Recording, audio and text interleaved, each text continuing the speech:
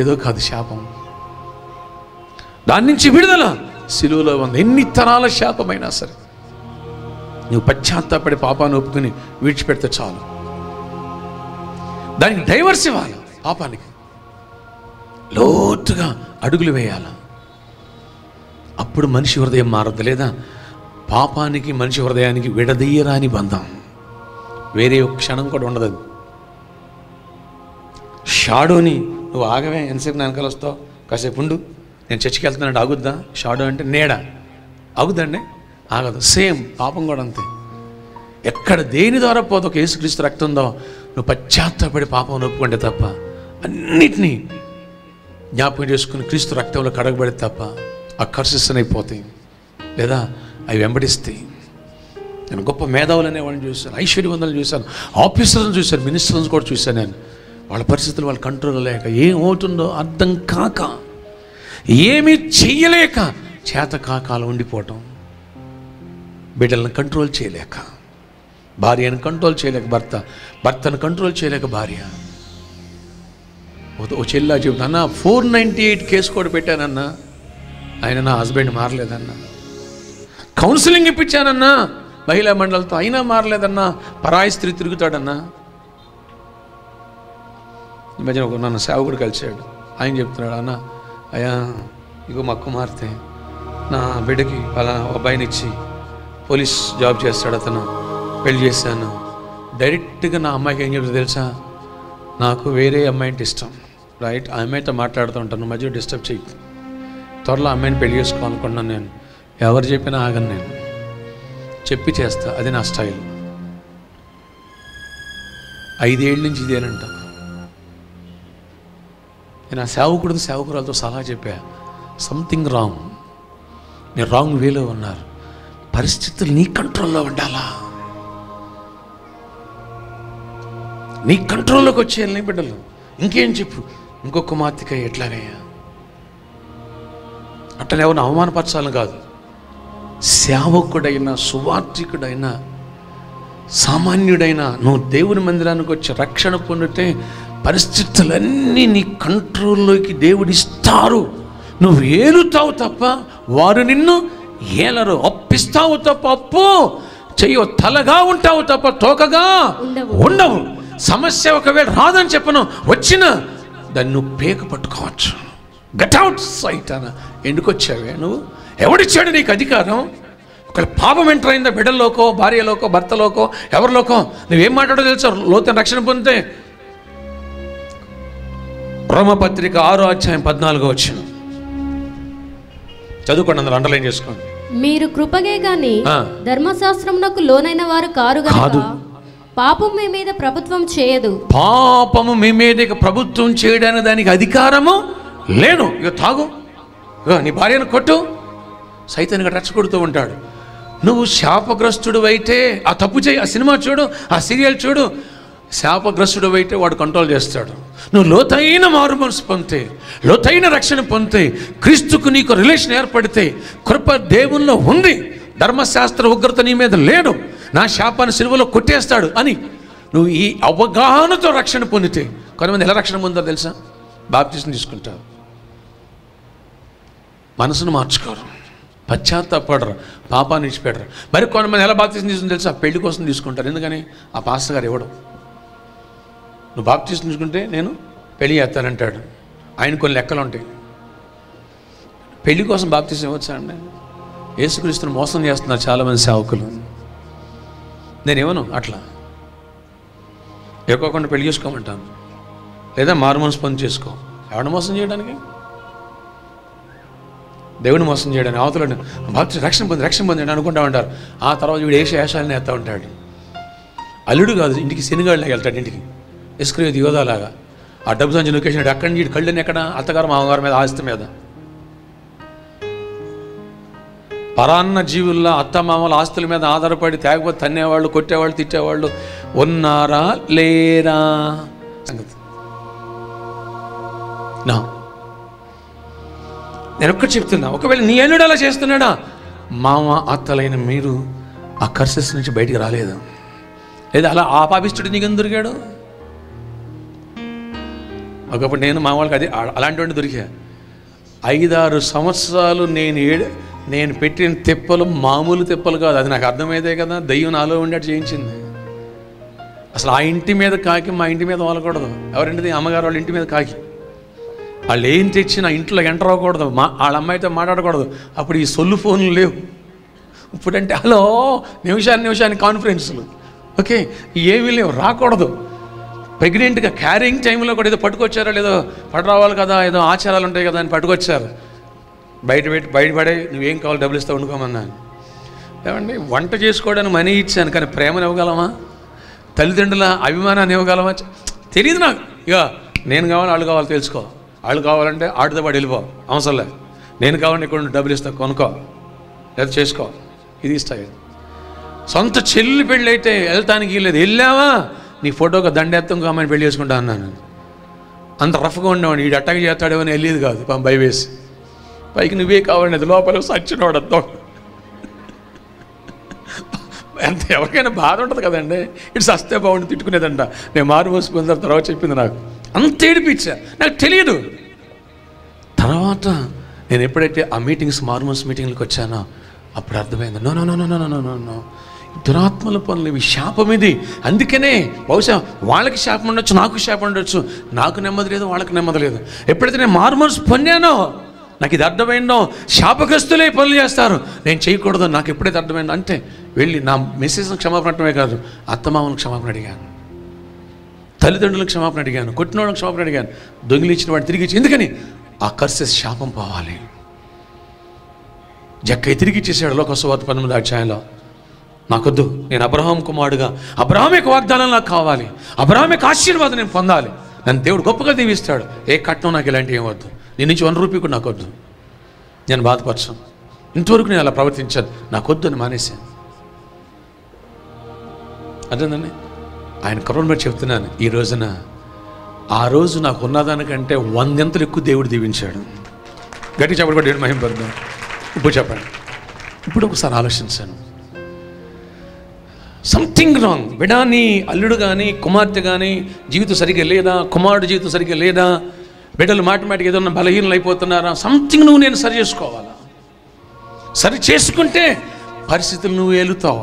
అప్పు నిన్ను ఏలకూడదు, వ్యాధులు నిన్ను ఏలకూడదు, బాధలు నిన్ను ఏలకూడదు. ఏ బయట వాళ్ళు కానీ, ఇరుగు కానీ, పొరుగు కానీ, ఆ కోర్టు కేసులు, ఈ కోర్టు కేసులు, ఆ గొడవలు, ఈ గొడవలు మనల్ని ఏలకూడదు. నువ్వు ఏలువాడవు. లోతైన రక్షణ పొందితే నువ్వు శాపగ్రస్తుడవు కావు. అందుకనే లోతైన రక్షణ పొందమంటాను. పై బాప్టిజం వద్దంటాను, పేరు కోసం నామకావాస్త వద్దంటాను. అందుకని 5 రోజులు ఉద్యోగ సభలు ఏర్పాటు చేశాను. కొందరు 5 రోజులు ఏం చెప్తామన్నా, వచ్చి చూడు, వచ్చి చూడు, రాతి గుండెలు మాంస హృదయాలుగా మారిపోతాయి. ఆ కర్సెస్ అనేవి పోవాలా, శాపం పోవాలా, మనం ఏలువారుగా తయారవ్వాలా, క్రీస్తులో ఉన్న కృపను గుర్తించాలి, శాపం అక్కడ కడిగేసుకోవాలా, ఆశీర్వాదానికి వారసులుగా ఉండాలా. అక్కడి నుంచి ప్రతి దరిద్రము కానీ, అప్పులు కానీ, సమస్యలు కానీ, వ్యాధులు కానీ మన కాళ్ళ కిందకి రావాలా. ఏసే పాపానికి కాళ్ళు తన్నాడు, వద్దు నాకు అవసరం లేదన్నాడు. ఏం చేశాడు? ఐగుప్తు దేశాన్ని ఏలాడు. ఎవరన్నా విరోధి ఉన్నారండి? ఐగుప్తులో ఫరో రాజులు, వాళ్ళు అన్య రాజులు, దేవుణ్ణి ఎరిగిన వాళ్ళు కాదు. వాళ్ళు పాము నాగదేవతను పూజిస్తారు వాళ్ళు. అలాంటి వాళ్ళు ఎబ్రీయులు అంటే వాళ్ళ పక్కన కూర్చుని భోజనం కూడా చేయకూడదండి. అలాంటిది ఆ ఫరో యోసేపుతో ఏం చెప్పాడు తెలుసా? ఆదికాండము 41వ అధ్యాయము 37వ వచనం నుంచి, ఆ మాట ఫరో దృష్టికి అతని సమస్త సేవకుల దృష్టికి యుక్తమై ఉండెను గనుక అతడు తన సేవకులను చూచి, ఇతని వలె దేవుని ఆత్మగల మనుష్యుని కనుగొనగలమా అని అనెను. మరియు ఫరో, దేవుడు ఇదంతయో నీకు తెలియపరచను గనుక నీ వలె వివేక జ్ఞానములు గలవారెవరునూ లేరు. నీవు నా ఇంటికి అధికారమై ఉండవలను, నా ప్రజలందరూ నీకు విధేయులై యుందురు. సింహాసన విషయంలో మాత్రమే నేను నీకంటే పైవాడిన యుందునని యోసేపుతో చెప్పెను. మరియు ఫరో, చూడుము, ఐగుప్తు దేశం అంతటి మీద నేను నియమించి ఉన్నానని యోసేపుతో చెప్పెను. మరియు ఫరో తన చేతినున్న తన ఉంగరము తీసి యోసేపు చేతిని పెట్టి సన్నపు నారబొట్టులు అతన్ని తొడిగించి అతని మెడకు బంగారపు గొలుసు వేసి తన 2వ రథం మీద అతన్ని ఎక్కించెను. అప్పుడు వందనము చేయుడని అతని ముందర జనులు కేకలు వేసిరి. అట్లు ఐగుప్తు దేశమంతటి మీద అతన్ని నియమించెను. మరియు ఫరో యోసేపుతో, ఫరోను నేనే, అయినను నీ సెలవు లేక ఐగుప్తు దేశం అందంతటను ఏ మనుష్యుడును తన చేతినైనను కాలినైనను ఎత్తకూడదని చెప్పాను. వాహ్ వాహ్ వాహ్ వాహ్ వాహ్! అసలు అర్థమైందండి. ఈ మాటలు నా జీవితంలో ఎంత బలాన్ని విశ్వాసాన్ని తీసుకొచ్చినాయి అంటే, యోసేపు ఎవరో ఐగుప్తులో దాసుడుగా ఉన్నాడు, 20 వెండి కమ్మబడి. యోసేపు ఎవరో ఆ ముందు రోజున జైల్లో ఉన్నాడు, జైలు బట్టలతో నేరస్తుల్లా. అతను తీసుకొచ్చి సాక్షాత్తు రాజు అంటున్నాడు, నీ సెలవు లేకోకుండా నా దేశంలో నా ఇంట్లో వాళ్ళు కూడా ఒక చెయ్యి కానీ కాలు కానీ పైకి ఎట్టకూడదు, కదపకూడదు. సెకండ్ పోస్ట్ ఫరో తర్వాత సింహాసనం మట్టికి నేను రాజుని, ఓల్ అండ్ సోల్ నువ్వే. బిడ్డలారా, ఒక్కసారి మనసు పెట్టి ఆలోచించండి, మనసు పెట్టి చదవండి యోసేపు గురించి. కారణం, దేవునికి తన హృదయంలో చోటిచ్చి రక్షణ పొంది మారు మనసు పొందిన తండ్రి సాక్ష్యాన్ని విని, అయ్యా కుమారుడా, నేను పిచ్చోళ్ళలాగా ఒక అమ్మాయి పిచ్చిలో పడి, రాహేలు మీ అమ్మ కోసం నేను 20 సంవత్సరాలు ప్రేమ పిచ్చోడుగా మారిపోయాను, ఇదిగో నా హిస్టరీ, ఇదిగో నా హిస్టరీ, ఇదిగో నా హిస్టరీ, చివరికి మోసపోయాను, మోసపోయాను, నానా కష్టాలు పడ్డాను కొడుక. తర్వాత దేవుడు నన్ను హెబ్రోను రేవు దగ్గర పట్టుకుని మారుమోసు పొందించాడు, ఇలా మార్చాడు. యాకోబు నేను మోసగాడిని, నన్ను ఇశ్రాయేలుగా మార్చాడు, రక్షణ పొందిన తర్వాత వచ్చిన కృప ఇది అని బహుశా అతను సాక్షి వినుంటాడు యోసేపు. ఎందుకని? యోసేపు అంటే యాకోబుకి ఇష్టం, దగ్గరగా ఉండేవాడు, తక్కిన వాళ్ళు కొంచెం దూరంగా ఉంటే ఉండేవాళ్ళు. అందుకని అతనికి ప్రత్యేకమైన విచిత్రమైన అంగీ తొడిగించేవాడు, కుట్టించేవాడు. ఎందుకని? అతని ప్రవర్తన, అతని సాక్షి ఉన్నా కానీ చిన్నప్పటి నుంచి చాలా విధేయత, చాలా భయభక్తులు కలిగి ఉంటాం, నమ్మకత్వాన్ని కలిగి ఉంటాం. యోసేపుని గమనించాడు యాకోబు. దీన్ని బట్టి వస్తే ఆలోచించండి. బిడ్డడు తండ్రిలో మార్పుని చూసాడు. ఆ తర్వాత ఎక్కువగా ఇంట్లో లేడు, అమ్మి వేయబడ్డాడు. 10 సంవత్సరాలు సుమారు బయట దేశంలో ఉన్నాడు. అయినా పరిశుద్ధతను విడిచిపెట్టి, దేవుణ్ణి విడిచిపెట్ల, పాపానికి అడుగులు వేయలేదు. ఇది నాలో క్రైస్తవులని చెప్పుకుంటాం, ఆత్మీయులని చెప్పుకుంటాం, ఎంతోమంది పాపముతో పెనవేసుకున్నారు. పాపాన్ని అసలు కానీ దగ్గరకు రానికోకుండా దూరంగా పారిపోయిన యోసేపు ఏ స్థానానికి ఎదిగాడు? ఐగుప్తు దేశంలో అతను సెలవు లేకోకుండా కాలు చేయి కూడా కదపకూడదంటండి. ఫరో ఇంటి వాళ్ళు కూడా. ఇప్పుడు జనరల్గా చూడండి, ఓ వ్యక్తి సీఎం అయితే ఎక్కువ పదవులు వాళ్ళకి ఇచ్చుకుంటాడో బయట వాళ్ళకి ఇస్తాడు? ఎక్కువగా కాంట్రాక్ట్లు వాళ్ళకి ఇచ్చుకుంటారో బయట వాళ్ళకి ఇస్తారా? జనరల్గా, అవునా? ఏదో బినామీ పేరు చెప్పి అటే పెడతారు ఎక్కువ మంది. మరి ఇప్పుడు వాళ్ళందరి రికమెండేషన్లు, వారందరి ఇన్ఫ్లుయెన్స్ ఉంటుందా ఉండదా? ఉంటుంది. మరి యేసబ్బుకి బామ్మరిదో, తోడల్లుడో, మేనమామో వీళ్ళు ఉంటారు కదా. ఈ పదవి రాగానే, అధికారం రాగానే, డబ్బు రాగానే వాళ్ళందరూ వచ్చి వాళ్ళరా? డబ్బు లేనివాడు ఎవరు రారు. డబ్బులు రాగానే, అధికారం రాగానే వస్తారా రారా? నేనున్నాను, బామ్మరిదిని నేను చూసుకుంటాను. ఆడేవాడు గోంగూర పీసాడు, ఎక్కడ విదేశం నుంచి వచ్చినాడు, ఎవడు యేసేవాడు బానిసగాడు, నిండవరు ఎక్కడ ఉన్నాడు? జైల్లో ఉన్నాడు. ఎందుకు జైలుకి వెళ్ళాడు? మన పోలీస్ ఆఫీసర్ భార్యను అత్యాచారం చేసాడాడు. ఆడినట్టుకు వచ్చి ఇంట్లో పెడతావు. అరే నీ పిల్లలు ఉన్నారు, వాళ్ళు ఉన్నారు, వీళ్ళని అత్యాచారం చేస్తాడేమో లేనిపోయింది, వద్దు అని జైల్లో ఉంచాలి అని అంటానికి ఏమైనా చోటు ఉంది అక్కడ? దేవుడు లేవనెత్తి నీకు విరోధంగా రూపడిన ఏ ఆయుధమనో వర్ధిల్లదు. ఏలువాడుగా ఒక బానిస, 20 వెండి కమ్మబడిన బానిసను తీసుకొచ్చి దేవుడు నిర్దోషంగా దీవించడం ద్వారా తీసుకొచ్చి పైన పెట్టాడు, అందని స్థానంలో పెట్టాడు, అధికారం ఇచ్చాడు. యేసేపు బతికున్నంత కాలం యేసేపు ప్రతిపక్షం లేదండి. ఇప్పుడు చూడండి, ఆంధ్రాలో, తెలంగాణలో ఎక్కడన్నా కానీ ఏ స్టేడియం తీసుకోండి, పాలక వర్గం ఉంటుంది, దానికి ప్రతిపక్షం కూడా ఉంటుంది. ఒక ఎమ్మెల్యేనో ఇంకో పార్టీకి సంబంధించిన 10-20 మందో గెలుస్తారు. అక్కడి నుంచి అసెంబ్లీలో ఏంటిది? సంత మార్కెట్. రూలింగ్ గవర్నమెంట్ ఏది ప్రపోజ్ చేసినా సరే ఆపోజిషన్ పార్టీ ఏం చేస్తుంది? కోర్టులో ఆపోజిట్ అడ్వకేట్ అబ్జెక్షన్ ఇవ్వరానని అంటాడు, ఏది చెప్పినా సరే. అవునా? అలాగే సేమ్ ఇక్కడ కూడా ఏం జరుగుతూ ఉంటుంది? అసెంబ్లీలోకి అంతే, మేము ఒప్పుకోం, దాంట్లో సీఎం గారు సొంత హస్తం ఉంది, వాళ్ళ బామ్మదిని పెట్టాడు, లేదా వాళ్ళు ఆ మినిస్టర్ గారు ఇది ఉంది అది ఉంది, ఏదో ఒకటి మాట్లాడాలి. ఏం మాట్లాడకపోతే ప్రతిపక్షమే కాదు. మరి యేసేపు ప్రతిపక్షం ఎవరు ఉన్నారా? మాట్లాడలేదు. నీకు అందరు ప్రతిపక్షమే, ఆడబడుచు ప్రతిపక్షమే, అత్తగారు ప్రతిపక్షమే, కోడలు ప్రతిపక్షమే, అల్లుడు ప్రతిపక్షమే, ఆఫీసుల ప్రతిపక్షమే, ఇంట్లో పోయి ప్రతిపక్షమే, ఇంటి పక్క వాళ్ళు ప్రతిపక్షమే. నా మాటలు ఎంతమంది కాదు ప్రతిపక్షం అంటే ఏమర్థమైంది? అబ్బా అందరూ యాంటీనే. మరి ఏసేపుకి ఎవరున్నారా? ఎందుకని ఆలోచించు. అదే చెప్పబోతున్నా నేను. అందుకనే ఆ ఉద్యోగ సభలో ఆ మీటింగులకు వచ్చి ఎప్పుడైతే వాక్యం విన్నానో నేను నా జీవితాన్ని మార్చి ఈ అధికారాన్ని నాకు తెలియజేశాడు దేవుడు. సుమారుగా 20,000 మంది పైగా ఆ మీటింగులకు వచ్చి అటెండ్ అయ్యి వారి స్థితిగతుల్ని దేవుడు మార్చేశారు. సమస్యల చేత బాధించబడుతున్న వారు తెలుసుకున్నారు, ఇక్కడి నుంచైనా ఎంత తాగుబోతులైనా దేవుడు మార్చేస్తాడు, క్షమిస్తాడు అని ఆ మీటింగ్లో అర్థమై ఆ మీటింగులకు వచ్చి మారు మనసు ఎప్పుడైతే పొందుతున్నారో వాళ్ళని యోగ్యులుగా దేవుళ్ళు ఎవరెత్తి వాడుకుంటున్నారండి. ఎందరోనండి దానికి కృతజ్ఞతగా ఇలాంటి మా జీవితాలను దేవుడు ఈ పరిచయంలో మార్చేశారని ఆ మార్పు పొందిన బిడ్డలు ఇక్కడ మన దగ్గర పరిచయం చేస్తున్నాడు. ₹1 శాలరీ కూడా తీసుకోకోకుండా రాత్రి పగలు కూడా పరిచయం చేస్తారు. తాగుడు మానేసి, జూదాలు, వ్యభిచారం మానేసి, విడిపోయిన కుటుంబాలు కట్టబడి, ద్వేషించేవాళ్ళు ప్రేమిస్తూ, తల్లిదండ్రులు అత్తమామల దగ్గరికి కూడా క్షమాపణ అడిగి, అమ్మ మిమ్మల్ని హింసించాం, బాధ పెట్టాం, మమ్మల్ని క్షమించండి, ఇక మేము అలా వద్దు, బతికితే మేము కూడా అమ్మగారులాగా అయ్యగారులాగా ఆ మీటింగ్కి వెళ్ళిన తర్వాత వాళ్ళు ఎంత మారిపోయారో, ఫ్రెండ్స్లా ఉన్నారో మేము కూడా అలా ఉండాలి. ఆ తర్వాత నాకు అర్థమైంది ఇంకా ఎనైంటింగ్ అడగాలని అడిగాను. ఇప్పుడు ఏదైనా ఒక వ్యాధి ఉన్న వాళ్ళని చాలా ఈరింగ్ ప్రేజ్ చాలా బిజీగా ఉంటుంది, వెనకాల పెద్ద క్యూ ఉంటుంది, కాసేపు మాట్లాడాలి, ప్రేయర్ చేద్దాం టైం ఉండదు, ప్రేయర్ చేసి చూడు తగ్గిపోయిన చూడు అంటాడు. అంత కాన్ఫిడెంట్. ఎందుకని? ఆ పవర్ దేవుళ్ళో ఉంది, అది గుర్తించి అది నాది కాదు అయింది. నువ్వు పాపాన్ని ఒప్పుకుంటే, పశ్చాత్తాపడితే టాప్ టు బాటం కడిగేసుకోవాలా. జస్ట్ బాప్టిజం అది రక్షణ కాదు, పాపం పట్ల అసహ్యం కలగాలి. నేను చాలాసార్లు చెప్పాను, నా గొప్పతనం కోసం కాదు.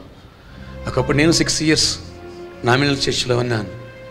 ఓకే, చర్చి అయిపోవటమే, బయటికి రావటమే పాలిటిక్స్ స్టార్ట్ అయింది. ఉన్న 50 మంది 100 మందిలో 4 పార్టీలు ఉండేవి. ఒకటి కాంగ్రెస్, ఒకటి వైఎస్ఆర్ కాంగ్రెస్, ఒకటి కమ్యూనిస్ట్, ఇంకొకటి ఏదో తెలుగుదేశం అనుకోండి. అట్లా సంఘంలో ఆ పార్టీలు ఉండేవి. పార్టీలు అంటే ఆ జెండాలు కాదు, నాది పెత్తనం అంటే నాది పెత్తనం. బయటకు వచ్చి లాంగ్వేజ్ కూడా మారిపోయేది, బూతులు, తిట్టుకోవడం, గొడవలు. కానీ ఎప్పుడైతే 6 years తర్వాత ప్రభు చెప్పారు, ఇలాంటి సంఘంలో చంపేస్తాను నేను, అప్పటికి సువార్త చేస్తున్నా, అనేకుల్ని ప్రభుత్వం తిప్పి ఒక చర్చి కట్టించాం. 6 వ్యక్తులమే. ప్రభు అన్నారు, ఈ మందిరం నాకు ఇష్టం లేదు అయ్యా, మరి ఇదంతా ఇంతమందిని మార్చడానికి మరి అవకాశం ఇచ్చావు కదా, నీకు ఎక్స్పీరియన్స్ రావడానికి నేర్పాను. కానీ ఇది కాదు భక్తి, ఇక్కడ ఉంటే నువ్వు నరకానికి వెళ్ళిపోతావు. మరి ఈ సేవకులు వీళ్ళలో చాలామంది నా రాజ్యానికి రారు. నేను షాక్ అయిపోయా. అలాంటి నాకు అభిమానం, చాలా అటాచ్మెంట్ ఉండేది ఆ పాస్టర్లతో నాకు. ఏంటి ప్రభు, కట్టించిన చర్చి 16 మందిని కొట్టడానికి వచ్చారు, ఆ చర్చి కట్టిస్తాడు, వద్దు ఈ ఊర్లో కట్టడానికి కట్టేసి అడ్డంగా పడి, ఏ ఆఫీసులు కావాలో ఆఫీసులు కావాలి, ఏ జీవో ఉందో జీవో బయటలాగి చర్చి మీరు ఆపడానికి మీరెవరు? మంద హిందూ కుటుంబాలు మాని, హిందువులు ఊరు, ఇక్కడ హరిజన వాళ్ళలో ఉండాలి, చర్చి కొనడానికి వీల్లేదు, ఇది వాళ్ళు పెట్టిన జీవో. అట్టంటానికి నీకు అధికారం ఉందా? లేదు. చట్టాలు ఏమని చెబుతుంది తెలుసా?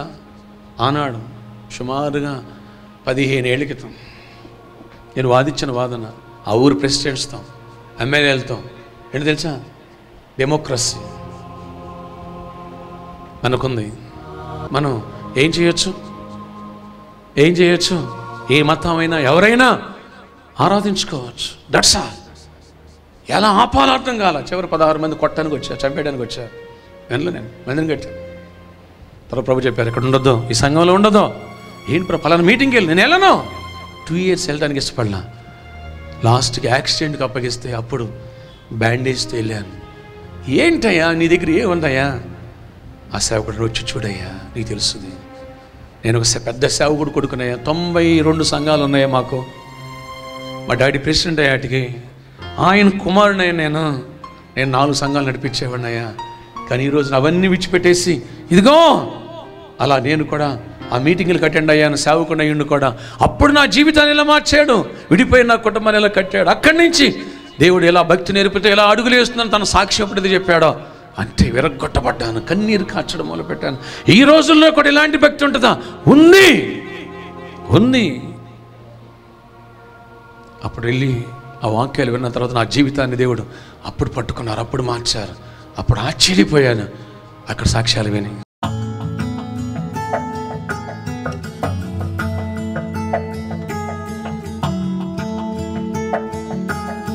కృపనివ్వండి. ప్రతి ఒక్కరు టెలివిజన్ ఛానల్ వీక్షించిన వారు కూడా ఆ మెట్టుకు లేవనెత్తబడాలి. ఆటంక దురాత్మను బంధిస్తున్నారు, మీరు బంధించండి. ఎక్కడ వ్యాధులు ఎక్కడ చేతులు పెట్టుకోండి. యేసు నామములో విశ్వాసంలో టెలివిజన్ టీవీ స్క్రీన్ కూడా తాకొచ్చు. Lord touch them, Lord touch them and heal them and bless them, Lord. I release your anointing master. అభిషేకముతో నింపి గొప్ప కార్యాలు చేయండి, అద్భుతాలు చేయండి. ఇప్పటి సంపూర్ణమైన స్వస్థత, సంపూర్ణమైన విడుదల కలిగి పరిస్థితులు ఏలేవారుగా లోతైన మారు మనసు పొంది విరిగిన హృదయంతో పరిశుద్ధంగా జీవించే ఆ మెట్టుకు లేవనెత్తి పరిస్థితులు ఏలేవారుగా సహాయం చేయండి. కృపనివ్వండి. అధికారముతో, అభిషేకముతో, ఆశీర్వాదముతో నింపండి. యేసు నామములో ప్రార్థిస్తున్నాను తండ్రి. ఆమేన్.